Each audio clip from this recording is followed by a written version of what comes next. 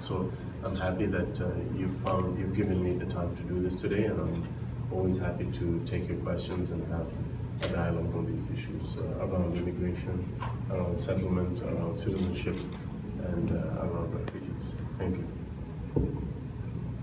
Okay, Victoria. Hi, Mr. It's Victoria Chen from Lincoln newspaper. Yes. The question that I want to ask is we found so many birth houses, just in Richmond particularly. So many Chinese pregnant women come here as a tourist and come to give birth to their baby, and the baby can get the citizenship right away. So if if IRCC is going to look into the issue to see if our system has been abused. I always encourage anyone who is aware of any abuse of our immigration system to report that to our to the department, to make sure that we maintain collectively together the integrity of our immigration system. We have a wonderful immigration system that is widely supported by Canadians because they understand the value that immigrants bring into Canada, and they understand the important role that immigration plays in our economic growth and our common prosperity. But part of that support is predicated on the maintaining of the integrity of our system. So we have to make sure that that continues. This is an issue that is important to address. It is also an issue that is impacts provinces and territories. They're responsible for the registrations of births and issues related to that. So it's an issue that we engage with provinces, and I would certainly encourage anyone who is aware of any threats to the integrity of the immigration system to make sure that they report those abuses to the department. So if the government have the intention to try to see if there's possibility to change the Citizenship Act to not allow this kind of births. I didn't say that. What I said was if there's a general problem with respect to people abusing our system, then that is something that obviously would concern me. I did not say that we're changing our Citizenship Act. The policies that we make are based on science, they're based on evidence, and we have to be led by the evidence. Next question, please. Thank you. I'm from Amarpal, Canadian Punjab Times. Hi. I have a question regarding the parents and grandparent immigration. Yes. Okay. If someone not received the email like in the first 10,000, he applied for next year, again he doesn't invite or doesn't receive anything from the immigration, he doesn't win the lottery, then what he will do? So let me just clarify a number of things with respect to the parent-grandparent program. We promised that if we were to be elected, we would do two things. One is to double the number of parent-grandparent intake every year from 5,000 to 10,000. And secondly, we felt very strongly that the previous system was unfair. The previous parent-grandparent system everyone didn't have an equal playing field with that system. So for example, if your postal code was closer to the processing center, you're more likely to have your application picked up. If you had more money than the next person and you were able to pay a lot of money to agents to stand in line, then you had a high chance of having your application accepted before the other person. So we felt those things were treating Canadians unfairly, and so we changed that system to have a more random selection system, which treats everyone the same. The final piece I'll say about this is, in addition to the going from 5,000 to 10,000, we've also committed as a government to eliminate the backlog that exists in the parent-grandparent program. So in effect, the absolute number that we will actually have planned to bring in terms of the parent-grandparent program is 20,000. So to go from 5 to 20, you would agree, is an improvement. For those who are not selected, they can try the next year. If they're not, on this issue. We have two commitments when it comes to asylum seekers. One is Canadian law which says that anyone who crosses our border illegally has to be apprehended, essentially arrested by the police, RCMP, processed for security screening on the initial stage, then they're passed over to CBSA.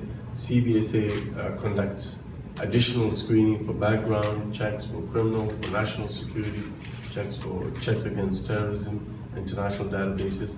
And only then, after they go through that process, are they released into Canadian society. And after that, they have a third process where they have to go in front of an immigration official to conduct an interview to see whether they're even eligible to claim asylum. And if they're not, they're sent into the removal process. And then the final process is a hearing before the Immigration Refugee Board.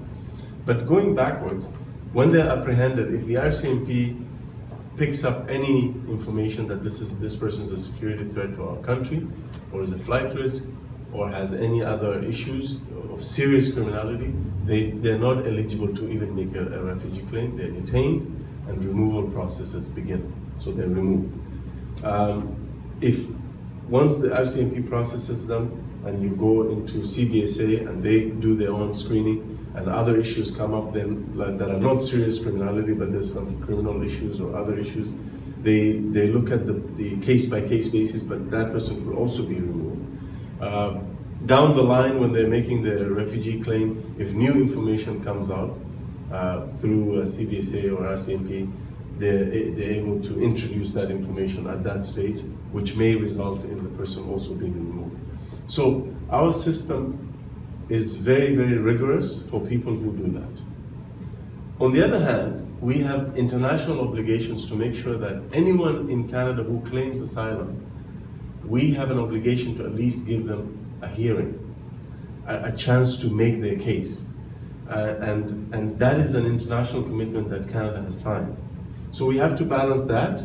We have to do both that, but also do it in a way that never compromises on the safety and security of Canadians, and that's what we're doing. Asylum seekers are not new to Canada. They show up at our borders and airports just like they do in many other countries. So many other countries in the world also face the challenge of asylum seekers and the volumes that come. But the volumes fluctuate. So one year you'll have very low volumes, the next year you'll have very high volumes. So our system is geared to deal with those fluctuations in a very professional and dedicated manner. And we've been able to, despite the much higher volumes this year, we've still been able to conduct the processing and do it in a very efficient and professional manner and never compromise on the safety, health, and security of Canadians. So I'll take two more and then we have to close. I'm Carter from Fisher Review. Yes.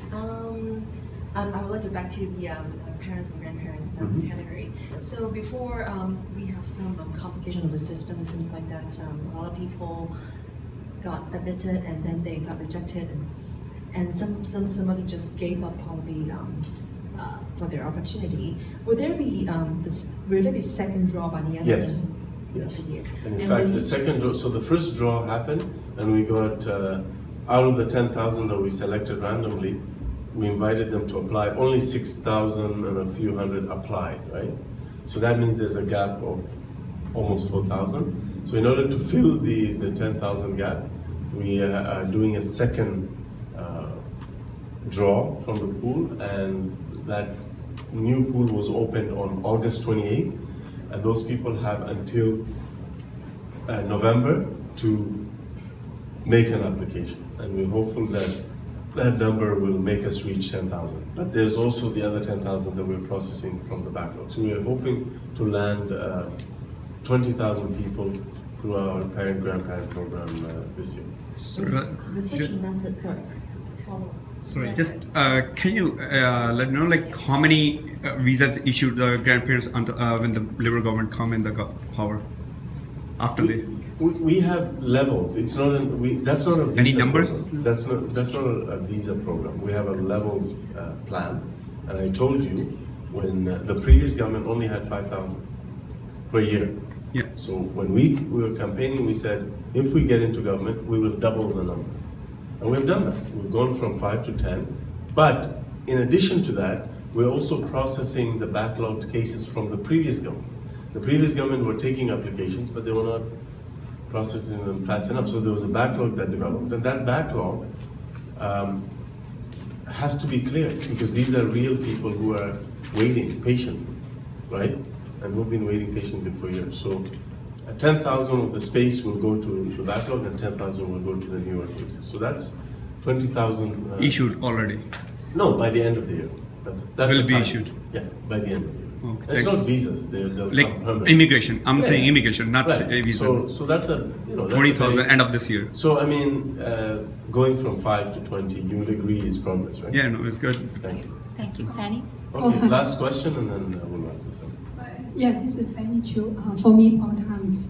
My question is, do you have make any improvement to the investment immigration, or you still keep the same to not allow more investor come to Canada? Oh, the investor different- program. Yeah. Okay, that program was killed by the previous government. The minister before me said it very clearly that he hasn't been convinced that the program was creating the economic benefits that it was supposed to create. The whole point of the program was to invite these investors, and Canada was supposed to benefit from increased economic activity as a result of the money that was being injected into our economy. The reason why the program was cut, I'm told, is because those promised economic activities were not happening. And the previous minister said that, the Honorable John McCallum said that he hasn't seen any evidence that the program was producing the economic activity that it was supposed to produce.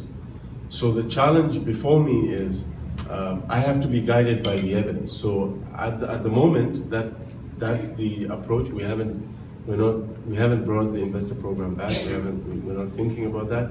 But if I can be shown that there is real benefits to having that program back and that it creates real economic benefits for all of us, then I will at least look at it. But so far, I haven't seen anything in front of me with respect to that. I don't know if I answered the question. It's all closed, right? No, Quebec still has it. The only part of Canada that has an immigrant investor program is Quebec. Yeah. So the Quebec program still exists, but that's because Quebec has its own immigration program. But the rest of the country, there's no investor program. But like I said, in principle, I'm not against it. I'm just saying I have to see the proof that this program will create the promised economic activity that it's supposed to create. And until I see that, then I don't think we can go back. Yeah, Okay, thank you very much. Thank you.